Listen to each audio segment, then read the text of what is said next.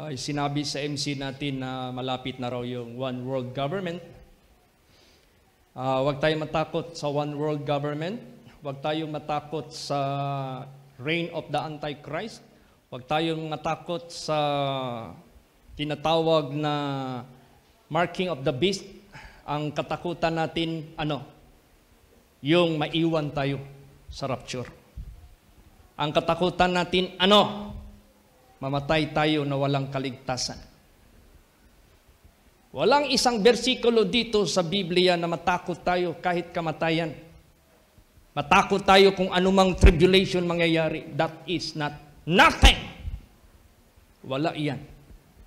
Ang paghandaan natin is that come what may, anumang mangyari, madala tayo sa pagbalik ng ating Panginoong Hesukristo. Yan ang araw-araw nating dapat isipin at atupagin sapagkat anytime, any day, any hour, He will come. Praise the Lord! Praise the Lord! At the same time, habang tayo naghahanda sa Kanyang pagbabalik, at the same time, maging ilaw tayo. At the same time, maging daan ang buhay natin sa mga tao sa kaligtasan dahil si Kristo ang daan. Si Kristo ang katotohanan, si Kristo ang buhay. At siya ang dapat nakikita sa bawat buhay natin habang narito pa tayo sa mundo. Ayon sa 1 Timothy chapter 4 verse 8, godliness is profitable unto all things, having promised the life that now is and the life that which is to come. Dalawa ang pakinabang, buhay natin na maikli dito sa sanglibutang ito, hindi tayo pababayaan ng Diyos. At doon sa kabilang buhay, sa walang hanggang paruroonan natin sa kaharian ng Diyos. Pangako niya yan, pag tayo ay maging godly. Ang problema, how to be godly? Paano ka maging godly sa sanglibutan ito? Ano ba yung godly? Godliness meaning to say, pinahintulutan mo ang Diyos ang masunod sa buhay mo. Pinahintulutan mo ang Diyos ang maparangalan sa buhay mo. Pinahintulutan mo ang Diyos ang mapuri sa buhay mo. Yung sarili mo, yung sarili ko, sarili natin, ito ay dapat mawala na. This must be denied. Kasi ito yung number one maghadlang sa ating pagsunod sa Diyos. Kaya nga sabi nga dyan, if you want to follow me, deny yourself. Bakit pinapadeny ni Kristo yung ating sarili? Ay, ito yung ayaw sumunod sa kabanalan, sa katuwiran ng Diyos. Kasi nasa flesh tayo eh. Nandyan yung lust of the flesh, lust of the eyes, and pride of life. Nandyan yung lovers of pleasures, ang ating laman. Kaya maghanda tayo, magsakripisyo tayo, i-deny natin ang ating sarili para makasunod tayo kay Kristo, para maging godly, para mahimo kang Diyos nun, o ang Diyos may matuman sa imong kinabuhi, magdumili ka sa imong kaugalingon. Alam mo, ang tao, pag nakasunod sa Diyos, yun yung taong nag-deny sa sarili niya. Bakit nakasunod ka sa Diyos? Dininay mo yung sarili mo. Kasi pag hindi mo dininay yung sarili mo, hindi at hindi ka makakasunod sa Kanya. Yan man yung sinabi ni Lord Jesus. You want to follow me? Successfully? You want to follow me? Deny yourself. Deny yourself. Example lang, sa simple lang na batas ng ating Panginoong Diyos. Ang babae huwag manoot sa panuot ng panglalaki, which is pantalon. O ilan sa inyo dito na huminto na sa pagpantalon kayo mga babae? Kung hindi kayo nakakahinto hanggang ngayon, hindi nyo pa na-deny yung sarili nyo. Ang sarili nyo pa rin ang sinusunod nyo, hindi ang salita ng Diyos. Ano pa? Yung makamundo na pamumuhay, estilo ng makamundo. Hindi kasi basta-basta maging godly. Kasi taglay mo yung kaluwalhatian ng Diyos, yung beauty of God. At pag taglay mo yung beauty of God, see to it, you are not mixed worshiper. Hindi kay taglay mo yung Word of God, taglay mo rin yung pamamaraan ng mundo. So, mix. Pag yan ay mix, hindi pure, hindi yan acceptable in the eyes of God. Kasi hindi mo nasunod yung kanyang utos. Paano hindi mo pa ma-deny yung sarili mo? Habang hindi natin ma-deny ang sarili natin, hindi at hindi ka makakasunod 100% sa Diyos. Ang mangyari sa inyo, para sa atin, kung hindi natin ma-deny yung sarili natin, mistiso, Kristiyano. Hindi pwede yun. God is pure. Kailangan maging pure tayo. Tingnan mo yung welding machine. Pag hindi enough yung power supply, hindi yan makaka-welding. Ano pa? Yung init ng bakal, hindi yan makakabutas kung anong butasan yan, kung hindi yan enough na mainit. Ganon din sa buhay natin. Kung hindi natin hayaan 100% ang Diyos ang ating sundin, siya yung sundin natin, hindi tayo magiging pakinabang para sa Kanya. Hilaw alanganin Kaya, therefore, handa na ba kayong maging godly? Are you ready to be godly? Handa na ba kayo maging godly? Praise the Lord! Praise the Lord! Alam nyo ba anong ibig sabihin ng godliness? Deny yourself and let God be fulfilled. Siya ang masunod sa buhay mo. Siya ang masunod sa buhay natin. Hindi ang sarili natin. Praise the Lord! Praise the Lord! That is godliness. Deny mo yung sarili mo. Makasunod ka kay Kristo Jesus. Ngayon, kung mamuhay kang maka-Diyos, willing ka ba at handa ka bang magsakripisyo at magtiis sa mga persecution sa buhay mo? Basahin natin yan. 2 Timothy 3:12. Praise the Lord. Yea, and all that will live godly in Christ Jesus shall suffer persecution. Yan. Lahat, walang exempted, na mamumuhay na maka-Diyos ay magbabata ng pag-uusig. Tanan nga manginabuhi nga Diyos nun mag-antos sa mga paglutos. Bakit? Bakit mag-suffer ka ng persecution? Kasi ang sanglibutang ito, impluensyado ni Satanas. Impluensyado ng demonyo ang sanglibutang ito. Sa kanyang kasinungalingan, sa kanyang karumihan, lahat ng mga utos ng Diyos, gusto ni Satanas. Baliktarin lahat yan. Ano ang pinagbabawal ng Diyos? Gusto ni Satanas, gawin niyo yan. Kung ano yung kasuklam-suklam sa harapan ng Diyos, gusto ni Satanas, masarap gawin yan. Ano yung karumal-dumal sa harapan ng Diyos, gusto ni Satanas, okay yan. So ang sanglibutang ito, influence with wickedness. Pag manindigan ka sa godliness, magkakaroon niya ng contrast between light and darkness. So magkakaroon ngayon niya ng pag-aawayan. Kapangyarihan ng kaliwanagan, kapangyarihan ng kadiliman, kapangyarihan ng katuwiran ng Diyos, kapangyarihan ng kasalanan ng sanglibutang ito. Kapangyarihan ng kabanalan ng Diyos, kapangyarihan ng karumihan ni Satanas. Maglalaban yan. Kung gusto mong maging godly, i-deny mo yung sarili mo, makasunod ka kay Kristo Jesus, the question is, will you be willing to suffer persecution? Willing ka ba magtiis ng persecution? Yan ang tanong. Pag willing ka magtiis ng persecution, makapagpatuloy ka kasi willing ka Hindi nyo ba alam? Yung mga anak ng Diyos dito sa Bible na nakilala ang Diyos sa buhay nila, kailan nangyari yan? During persecution. Praise the Lord! Praise the Lord! Nung gustong pasambahin si Shadrach, Meshach, and Abednego sa golden image ni King Nebuchadnezzar, they were persecuted. Sa persecution na yan, nanindigan sila sa godliness, hindi sila nabago. Doon sila ginamit ng Diyos para makita ang Diyos sa buhay nila. Ganon din sa buhay natin, yung mag-aaral ngayon. Yung mga babae gustong papantalunin ng mga eskwelahan. O, sino mo yung eskwelahan na nag-dominate dyan? Anong klaseng mga tao ang nag-dominate dyan? Yung kanilang mga rules and regulation, lahat ba nababatay sa katuwiran ng Diyos? Remember, there is only one God.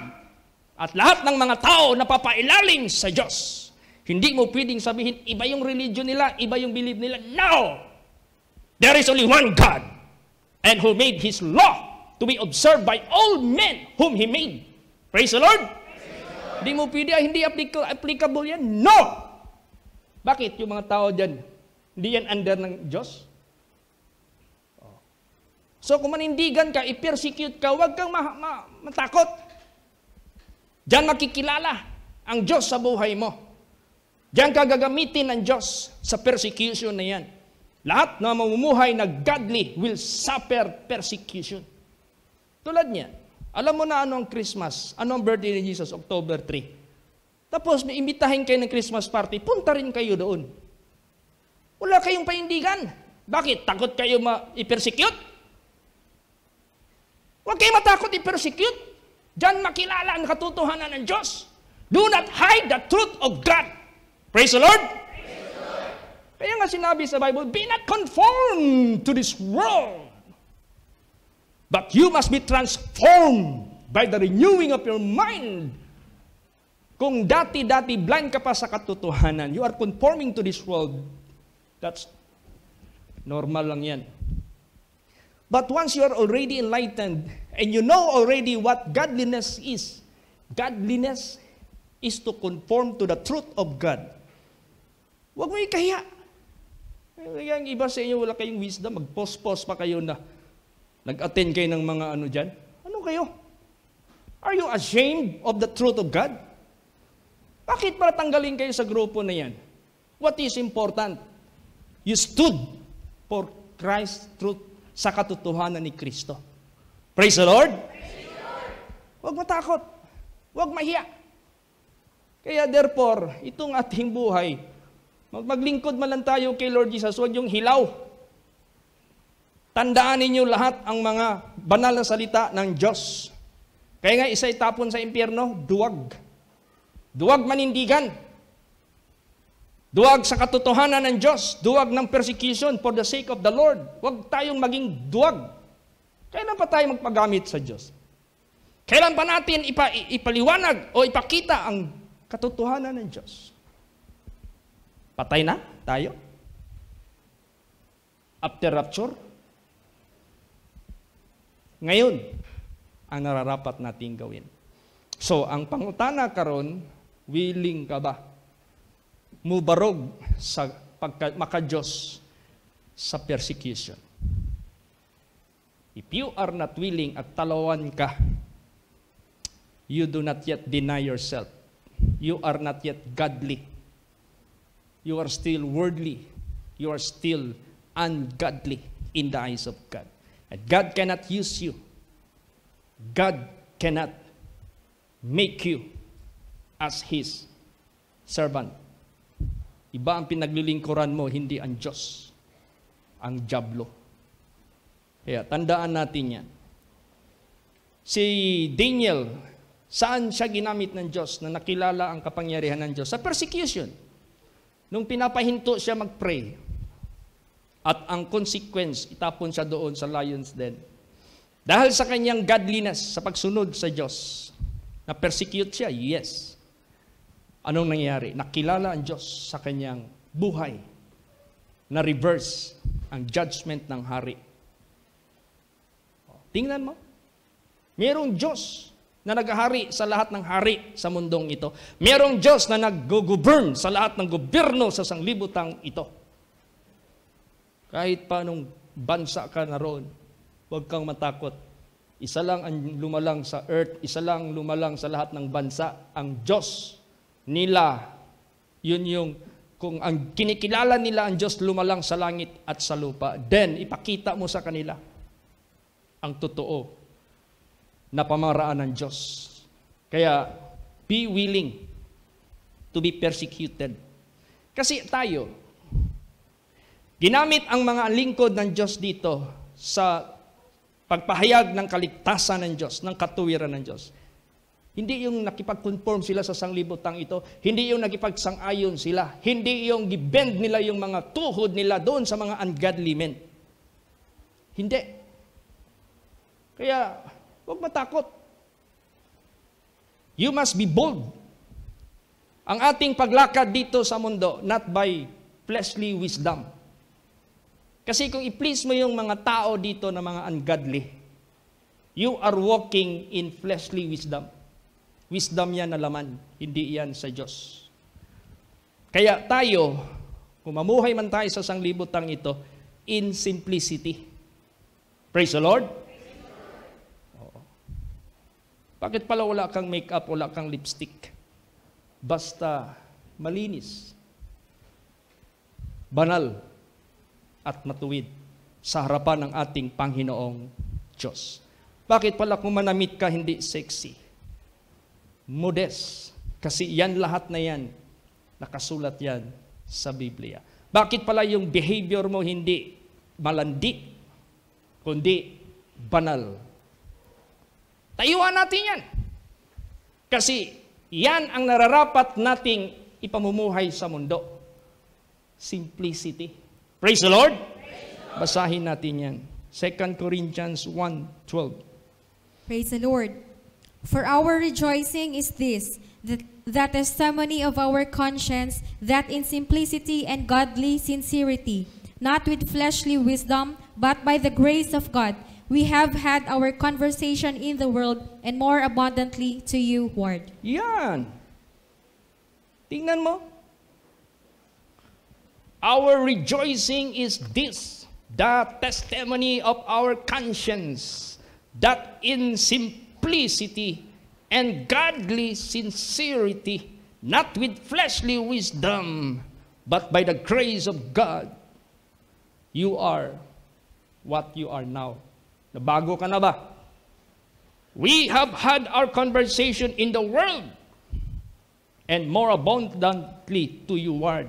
Meron tayong karanasan sa buhay na sa sanglibutang ito. Huwag na natin yung ibalik. Huwag na natin yung i-mix sa buhay natin. Salamat ako kay Lord Jesus pagsabi na special number, the young people junior will render. Nakita ko yung mga maliliit na mga young people. Nag-line up sila. Pagkatapos senior young people, nag-line up naman sila. When I tried to look one by one, ang mga muka nila, my heart is so glad. Ang puso ko ay napaka-saya. Because at their age, they were able to walk in the path of God. Kasi sila ito, kasama natin, maghahayag. Manindigan kayong mga children of God. Be godly. Yung pagiging godly ninyo, hawakan nyo yan ng mahigpit. Kasi kasama kayo sa rapture, pagbalik ni Jesus Christ. Praise the Lord! Praise the Lord. God knows how to deliver the righteous out of their trouble and to judge the ungodly. Alam ng Diyos ang gagawin niya sa sanglibutang ito. Kaya tandaan natin yan, in simplicity and godly sincerity, not with fleshly wisdom, but by the grace of God, we have had our conversation in the world and more abundantly to you, Lord. Ibig sabihin yan, before we are not like as now we are today. Noon, meron tayong previous past conversation, sino tayo noon, but by the grace of God, nabago yung buhay natin. Simple na, simplicity, nandyan na. Godly sincerity, nandyan. Hindi yung kay godly, hindi ka naman sincere. Ano ibig sabihin yan? Godly ka, hindi ka naman sincere. Ibig sabihin yan, mabuti ka lang pag may tao. Mabuti ka lang pag may nakatingin. Mabuti ka lang kung may mga kasamahan ka, nakakilala sa'yo. Pagtapos, pag wala na, hindi ka na sincere. Ayaw ng Diyos yun. Kaya, therefore, wag matakot manindigan kahit darating pa ang persecution. Praise the Lord! Napakahalaga yung ating presensya sa sanglibutang ito na makilala ang Diyos through us. Ngayon, kanino natin ipakikilala ito? Saan at kanino? Doon lang sa mga taong pobre? Doon lang sa mga taong mabababa? How about yung mga taong matataas? Shall we continue? Basahin natin. Sige po, 1 Timothy 2 verse 2. Praise the Lord. For kings and for all that are in authority, that we may lead a quiet and peaceable life in all godliness and honesty. Yan. Kahit sa mga hari at lahat ng mga nasa otoridad, para tayo ang mag-lead a quiet and peaceable life in all godliness and honesty. So ibig sabihin yan, we are not just bringing this godliness in our backyard, but we are bringing this as far as we could reach, kung saan ito makarating. Huwag natin itong limitahin. Kaya kailangan natin paghandaan ang mga bagay na ito. Pagtibayin natin ang ating sarili. Let us consider this coming persecution na darating sa buhay natin. And that persecution, dapat hindi yan makabago, maka-change sa ating righteousness and holiness na na-acquire natin by the Scripture, by the Word of God. Praise the Lord! Noon na, when I was yet young, I used to prepare myself sa mga possible persecutions na aking posibleng harapin. Like what? Noong nag-aaral pa ako ng high school, there are some events in our school which cannot be acceptable in godliness. So, what I am trying to do, I am preparing my reason. Yung reason. Nag-prepare na ako. Verses, lahat-lahat na. Hinanda ko na yan. Para pagdating ng sagupaan, I could stand in godliness. Praise the Lord! Ganon ang mangyayari sa bawat isa sa atin. Anuman ang environment nandyan sa paligid mo, you must be ready and you must be willing. Anumang mangyari, tayuan mo yung godliness na yan. Huwag mong ikahiya ang maka-Diyos na yan. Paano ba tinawag ng Diyos ang kanyang mga alagad? Basa. Titus 1 verse 1. Praise the Lord. Paul, a servant of God and an apostle of Jesus Christ, according to the faith of God's elect and the acknowledging of the truth which is after godliness. Yes. You can never be an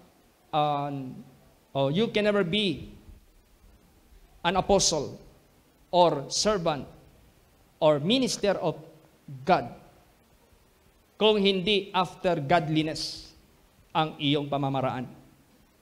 Hindi pwede na tulad nung na-met ko sa Malaysia, naka-wheelchair, disabled.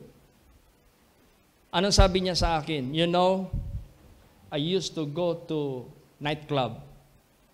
I used to go to cabaret. Oh, what are you doing there? I would like to win souls in that place.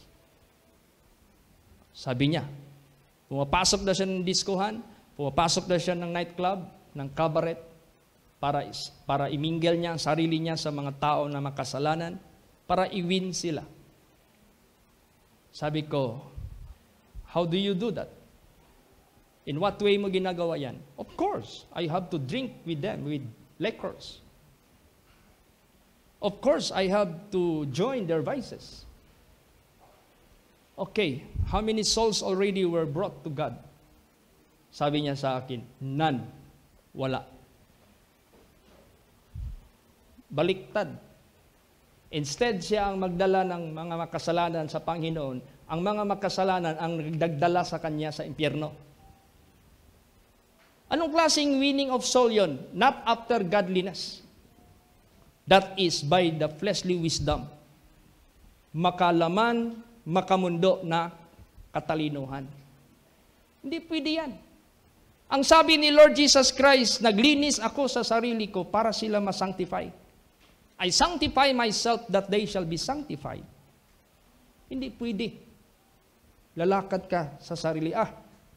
Christmas party ng mundo. Mag-join ako para hindi sila ma-offend. No, that is not how to live godliness before them. You must stand and explain whether they will accept it or not, never mind, as long as you are telling them the truth. Praise the Lord. Hindi kayo nagpakabutang bungol na nagpakabuta o bungol ka. As if you are not a person having godliness. Hindi makita sa iyo yung godliness na yan. We had already our Christmas and we did it in accordance to the truth, to the gospel, to the word of God. Samantalang ang sanglibutang ito celebrating the birth of Jesus Christ in a very opposite way. Bakit? It was organized not by the godly people or holy men of God, but it was organized by the pagans before. Tingnan mo yung selebrasyon nila. Pagka kinabukasan, 24, mag-gather na yan sila. 25, andyan na. Pagka 25 ng umaga, alas 6, alas 7, wala ng tao sa daan, puro lasing. Hangover. Is that the way God give the so-called meaning of the birth of Jesus Christ? Wala. Walang godliness. Walang holiness. Imbis ang pagpunta ni Jesus dito to save the world from their sins, hindi na touch yung kasalanan. Not being removed, neither being erased or forgiven. Wala. Nagdagdag pa ng dagdag, nagdagdag pa ng dagdag. Kaya tayo ngayon ang tatayo kahit pa man sa godliness na yan. Praise the Lord! At anong ituturo natin? Basa. Ano ituturo natin sa mundo? Titus 2:12. Praise the Lord. Teaching us that, denying ungodliness and worldly lust, we should live soberly, righteously, and godly in this present world. Yes, tinuruan tayo to deny ungodliness. That is ourselves. Ourselves, sarili natin yan. And worldly lust, tayo yan noon. We should live soberly. Pag malapit ng Christmas party ng school ng anak mo, pag malapit ng Christmas party ng kumpanya mo, maghanda ka na. What to tell them? Praise the Lord. Hindi wala kang handa-handa. You are being caught. Hindi ka na maka-alpas. Nahuli ka na-cornered ka wala sa iyo yung soberness kung ganon. Ang sinabi ng Diyos, you must be sober. Praise the Lord. We should live soberly, righteously. Hindi alam mo nang mali ang way na yan, you are still joining. You are still celebrating with them. You are observing with them. Alam mo nang mali na yan Turuan mo sila the righteous way. Praise the Lord. Yung matuwid na daan. Yung tamang pamamaraan. Para makorek sila. Para matuwid sila. Para maligtas sila. Makilala nila ang Diyos. Now, if you will be persecuted, stand. Tayuan mo. Huwag kang matakot. Hayaan mo ang Diyos kumilos sa kanyang kapangyarihan. Bahala na siya ang magkilos. Tingnan natin. Kung yung Diyos na iyong pinaglilingkuran, patay ba siya o buhay? Kaya nga mayroong verse dito, that you will know that who I am. Makilala ninyo that I am the Lord pag kayo nanindigan sa akin. O kaya, kung hindi tayo manindigan sa godliness, hindi tayo makakapakilala sa Diyos natin na siya'y totoo. Kaya, yung inawit kanina, we will stand. Tatayo tayo. sa godliness na yan. Praise the Lord! At ang promosyon nandyan sa Diyos. Huwag kayo matakot. Minsan kasi si Satanas, baliktarin kaagad niya ba? Hoy, manindigan kayo, di kayo makapasa sa school. Hoy, manindigan kayo, walang tatanggap ng trabaho sa inyo. Hoy, kung manindigan kayo,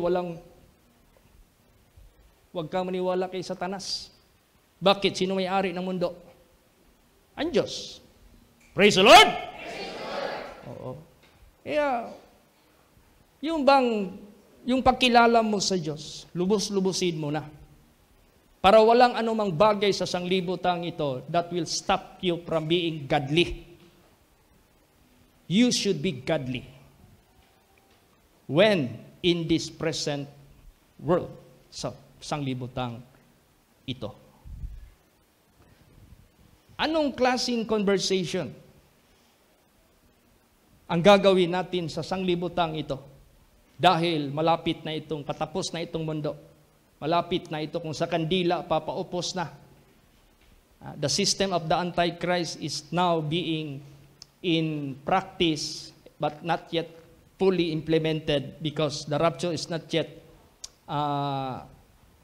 fulfilled. Hindi pa napupulfill. Pero malapit na. We can hear, we can observe the system of the Antichrist, but it's not yet fully implemented. So, what kind of conversation we should have in this world? Basa. 2 Peter 3:11. Praise the Lord. Seeing then that all these things shall be dissolved, what manner of persons ought ye to be in all holy conversation and godliness? Yes. Alam natin ang sanglibutang ito ay gugunawin ng Diyos. Against whom? Against all ungodliness. Pag hindi tayo tumayo sa godliness, pag hindi tayo tumayo sa pag-deny sa sarili natin, makasama tayo dyan sa puot ng Diyos. Kasama ka dyan. Mahulog ka sa ungodly kasi you refuse to stand to be godly. Maliwanag yan eh.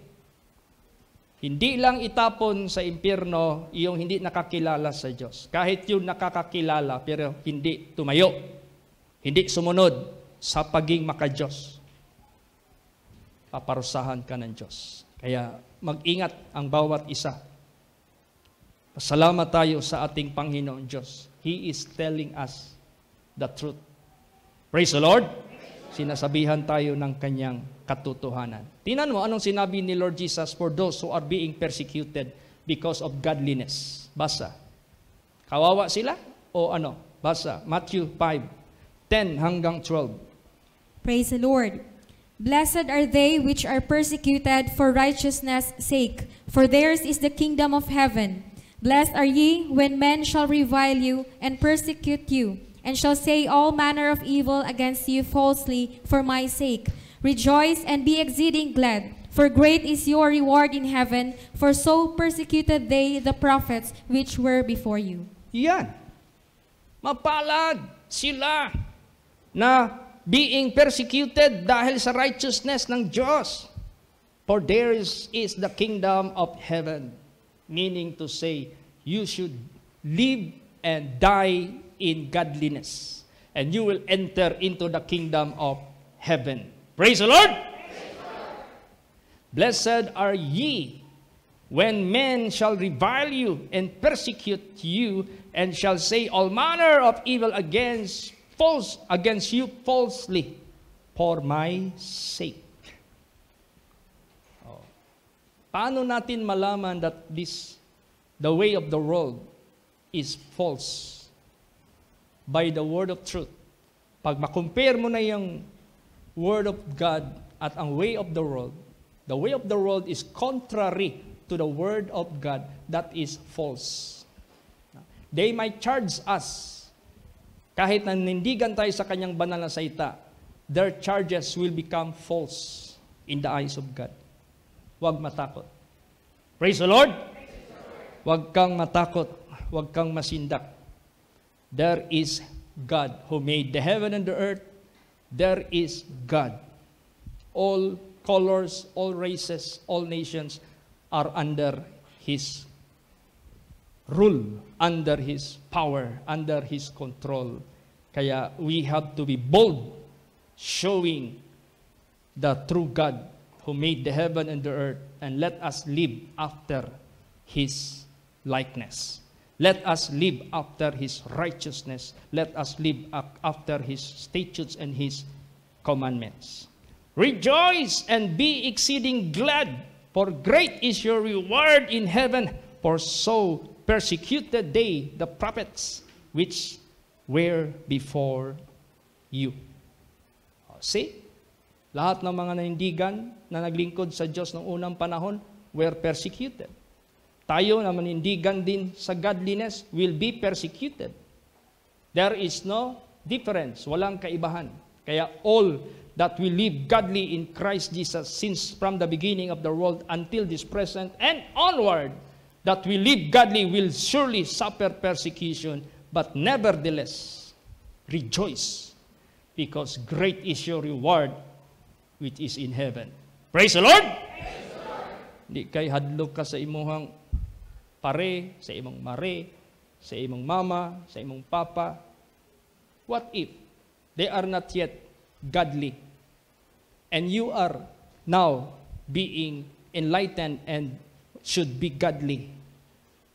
Ikaw ang mag-akay sa kanila.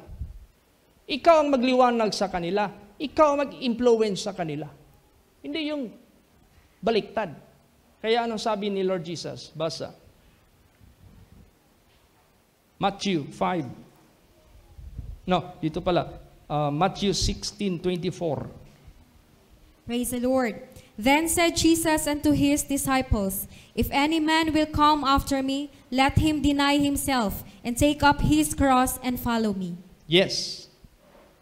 Do not follow yourself. Follow Christ. Now, in following Christ, if there is bad consequences, kana bang madaot ang imong relasyon sa imong ginikanan, madaot ang imong relasyon sa imong girlfriend, madaot imong relasyon sa imong boyfriend, o madaot imong relasyon sa kumpanya, don't be afraid of that. Huwag kang matakot niya. Basta ang importante, i-deny mo yung sarili mo, huwag kang matakot sa kanila, kasi ang sarili mo matatakot yan sa kanila eh. I-deny mo yan. Pasanin mo yung cross. Ibig sabihin yan, suffer the suffering which you will suffer for the sake of Christ. At sundin mo si Jesus Christ. The finality of all your decision, let Christ be followed. Siya ang masunod, not yours. Tingnan natin. Diyan mo makikita ang kapangyarihan ng ating Panginoong Diyos. Basa. Kailan tayo para maging followers niya? Aside denying ourselves, ano pa? Luke 14:26 and 27. Praise the Lord. If any man come to me and hate not his father and mother and wife and children and brethren and sisters, yea, and his own life also, he cannot be my disciple. And whosoever doth not bear his cross and come after me cannot be my disciple. Ayan. So, binigyan tayo ng warning ng ating Panginoong Diyos. If you cannot hate your mother, father, brother, sister, even your own self, you can never be His disciples. Ano ibig sabihin yan? Hate. Meaning to say, do not follow their order. Pag sinabi ng ginikanan mo, o anak, mupo ka muna dyan, mag-beer muna tayo. Huwag mo silang paintulutan, sila yung masunod. Anything which is contrary to the holiness and righteousness of God, huwag mong magbigay ng consent. Manindigan ka. If they will persecute you for that matter, stand, tumayo ka. Hindi ka iiwanan ng ating Panginoong Diyos. And that is the time the glory of God will shine sa buhay mo. And that is the time God will be honored before these many people. Yan ay yung panahon. Kaya paghandaan natin yan, we will stand, manindigan po tayo. Praise the Lord! Alam niyo po, bakit i-persecute tayo sa mundong ito? Because the ways of the world are not the ways of God. The ways of the world are not according to the righteousness of God. Why? Because the world is being influenced with the devil. Na-impluwensya ni Satanas ang mundong ito. No wonder people making those things which are against the Creator. Kasi natamnan sila ni Satanas eh. Kaya, basahin natin. John 15:19 hanggang 21. Praise the Lord. If ye were of the world would love his own. But because ye are not of the world, but I have chosen you out of the world, therefore the world hateth you. Remember the word that I said unto you, the servant is not greater than his Lord. If they have persecuted me, they will also persecute you. If they have kept my saying, they will keep yours also. But all these things will they do unto you for my name's sake, because they know not him that sent me. Yeah. They know not which sent me. So those people that will persecute you, these are the people who do not know the real God. If they know the real God, they would observe the same commandments of God with you. Kung nakilala pa nila ang Diyos, susunod din sana sila sa utos ng Diyos kasama mo. Kaya marami pang iko-correct sa sanglibutang ito. And to correct that big mistake which have been done by Satan to our parents, Adam and Eve, and it is being carried on by so much generations until now, we have to face the challenge. Harapin natin ang challenge na ito. Kaya ang tanong, are you willing to be persecuted? Are you willing to stand with God in godliness? Yan ang mga tanong na kayo lang makasagot, tayo lang ang makasagot. If you can make it good, God will use you. If you can make it good, God will be with you. If you can make it good, God will never leave you. Di yung kabiyaan sa Ginoo. Panalanginan ka o gamiton ka sa Diyos mightily. During our Bible study, I asked the young people, sino yung gustong magpastor? There were 10 did raise sa kamay nila. Sabi ko, sinong magpagamit sa material side? The rest who did not raise their hands, did raise their hands to be used to support the work of the ministry. Sabi ko, lahat kayo pareho gamitin ng Diyos. Whether you belong to the Levites or you belong to the congregation, these are the people of God that will serve Him. And the covenant of God is being established upon people of Israel. Dahil sa pananampalataya natin sa Diyos, we become part of Israel. What are those? Ano man yung utos ng Diyos sa kanila, utos din sa atin. Ano man yung covenant ng Diyos sa kanila, covenant din sa atin. We are no longer stranger and pilgrims from the commonwealth of Israel, but we become part of the covenant of God. Kaya, manindigan po tayo. Praise the Lord! So, kayo na mga kabataan, padayon mo sa inyong pag-alagad sa Diyos kinasingkasing. So, there are 116 participants, all in this place na nag-attend. And some of our congregations, some of them, more or less 60 sa Pangasinan. Di ko pa nakuha ang number doon sa Maulawin. Kasi nung pagbisita namin sa Maulawin itself, there are so much young people already. Napakarami ng mga young people doon. Meron pang young people natin, hindi pa nakarating ang iba. Kaya, to God be the glory. Manindigan tayong lahat, pinapalawak at pinapalaki ng Diyos ang ating ministry So ingatan natin ito. Let His will be done. Sumunod tayo sa Kanya ng buong puso. Praise the Lord. At huwag tayong mabahala sa mga persecution. Huwag kang matakot. Basa. John 16:33. Praise the Lord.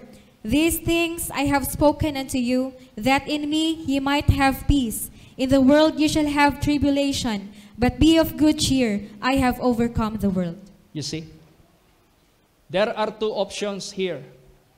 Jesus said, if you choose me, you have peace.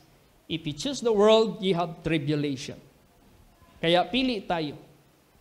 Deny yourself and choose God or Jesus, or do not deny yourself and choose the world. If you choose the world, you have tribulation. Remember that. But if you choose Jesus, you have peace. Meron kang kapayapaan. Kaya itong inutos ng Diyos sa buhay natin, hindi niya tayo iiwanan pag sumunod lang tayo ng buong puso. Alam mo, there are common problem in our congregation during our visitations. Ano yung common problem? Pagpalaki ng simbahan. Lumiliit ng lumiliit yung space, not meaning to say nag-shrunk yung kanilang lugar, pero yung membro dumami. So, ibig sabihin yan, hinahanda na ni Jesus Christ ang bawat isa sa kanyang pagbabalik. Therefore, let us keep this ministry in good keeping. Pagbutihin natin ito. Manindigan tayong lahat, magpakabanal, huwag makipag-conform sa sanglibutang ito, panindigan ng buong puso, paglingkuran natin ng Diyos. Yung utos niya sa atin, ituro natin ito sa lahat ng mga tao, gawin natin ito. Salamat ko sa nanay ko. My nanay, Connie, is about 81 years old. Sumama sa amin yan. Nag-sacrifice din siya. Sabi ko, Nay, what if mag-aeroplano ka na lang, kami na mga sahi sa'yo, back and forth. Chito, magsama ako. Nay, meron kaming tatawirin na dagat, isla, dalawa. Ay, nag-ampo na ko nga way balod. Pagdating namin doon sa Manila, sabi niya sa akin, Chit, i-gather ko lahat kapatid mo para magbigay ka ng word of God. Walang nagawa lahat kapatid ko. Nanay si nanay nag-command O sige ha, pag humanog pa ni hapon, agtuta digto sa closed door, room ninyo. Maminaw tatanan sa pulong sa Diyos. So, by the grace of God, by the power of God, my mother did sacrifice for that purpose. Praise the Lord. Praise the Lord. Minsan, mag-akyat kami ng bundok, mauna pa yan sa amin doon sa itaas. Sabi ko, Nay, grabe. Ang lakas-lakas mo naman, Nay. Among the passengers, 5 kami, siya yung wala kang marinig na complaint na aray. Kung meron man siyang naramdaman minsan yung mahihilo konti, tahimik lang siya, maghingi lang siya ng candy, tapos mawala na. Pero in general, health, sinustain siya ng Diyos. Kasi ang sabi niya sa akin, anak, kahit huling bisita ko na ito sa aking mga anak, gusto kong mahatid mo ang salita ng Diyos. Who was nanay before? She was persecutor. Isa siya na nag-persecute sa akin. But now, she is promoting the work of the ministry. Bakit? Nanindigan ako Hindi ako nagpadala sa kanilang persecution sa buhay ko. Sabi ko, Lord, how wonderful you are. In everything there is an appointed time. You will never fail your promise according to Acts 16:31.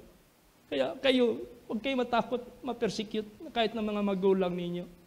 You are not doing evil against them, but you are bringing them to Christ. Ginadala ninyo na sila kay Kristo. Muna, never stop from doing good in the eyes of God. It might be bad, it might be evil before them. Nevertheless, someday they will understand. Kaya doon ko nakita, malalim pala ang naintindihan ng nanay ko. Hindi lang pala tapahaw. Sabi ko, Lord, salamat na lumalim na rin ang pundasyon ng kanyang pananampalataya sa inyo. Sabi ko, Lord, salamat po. At ito yung pangako ninyo sa akin.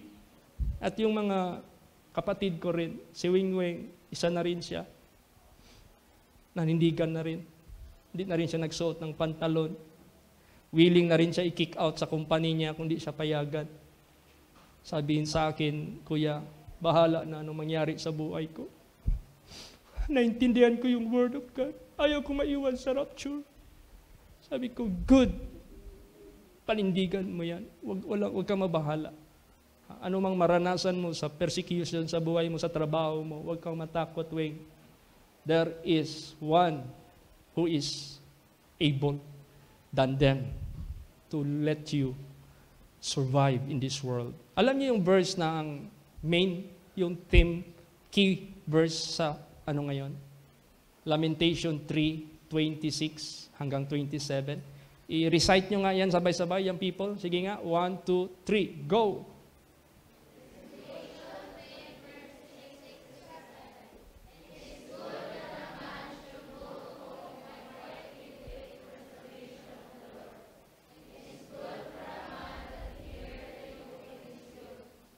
Yes. Mas mabuti sa isang tao quietly for the salvation of the Lord. Salvation is being kept sa bawat tao. It is good for a youth, for a young man to bear the yoke of his youth. Kasi itong mga youth natin, daming iniwasan ito na kamunduhan. Yugo yan ng pagkabinata nila na i-bear nila ba? Pagtiisan nila. Never mind. Sige, tiisan nyo yan. Merong greater reward ibigay ng Diyos sa buhay ninyo. Kaya basahin natin ang last verse, Matthew 28:20. Tandaan natin ito. Sige po. Praise the Lord. Teaching them to observe all things whatsoever I have commanded you. And lo, I am with you always, even unto the end of the world. Amen. Yes, katulad niyan Christmas, birth of Jesus Christ. How could you teach the people of the world to observe the right way of Christ's birth? By conforming them? No. Hindi. Paano sila mamumulat? Paano sila ngayon mag-ask sa'yo ng question? Why? Ba't ayaw mo mag-join? This is Christ's birth. Tell them. Teach them how to observe. Praise the Lord. Whatsoever I have commanded you, and lo, I will be with you, even unto the end of the world. Tulad niyang mga babae, ba't hindi kayo magpantalon? Tayuan nyo. Hindi nila ino-honor yung letter natin, na merong letterhead na legal tayo na church, meron tayo freedom of religion, hindi pa rin nila ino-honor. Tumayo ka sa harapan nila. Bigay mo yung salita ng Diyos. Bahala na ang Diyos. Kikilos sa kanyang kapangyarihan. Praise the Lord.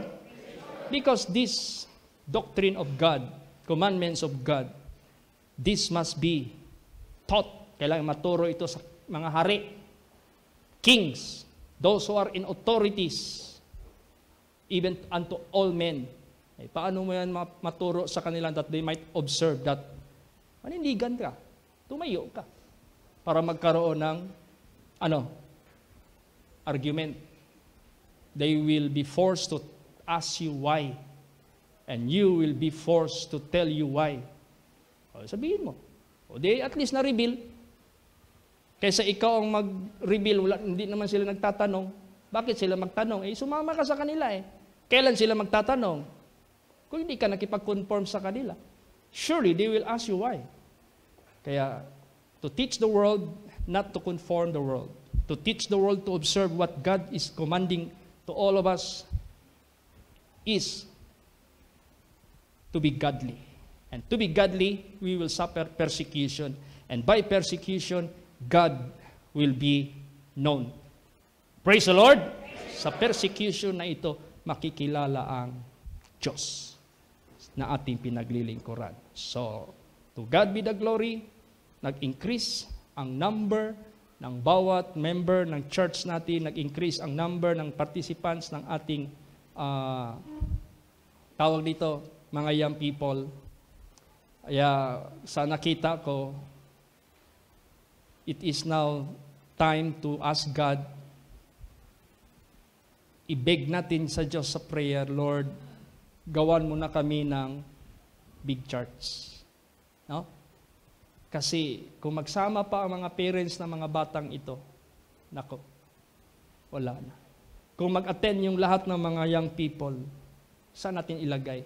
Kung imbitahin natin lahat ng mga members, kaya therefore, nag-sacrifice kami for Christ's sake na mag-visitation kasi alam din namin mahirap isahin ang lahat. Kaya let's pray that time will come. All members, both young people and adult, children as well, magkasya tayo sa isang atip, mag-gather tayo for Christ's sake para mapatibay pa natin ang ministry na ito.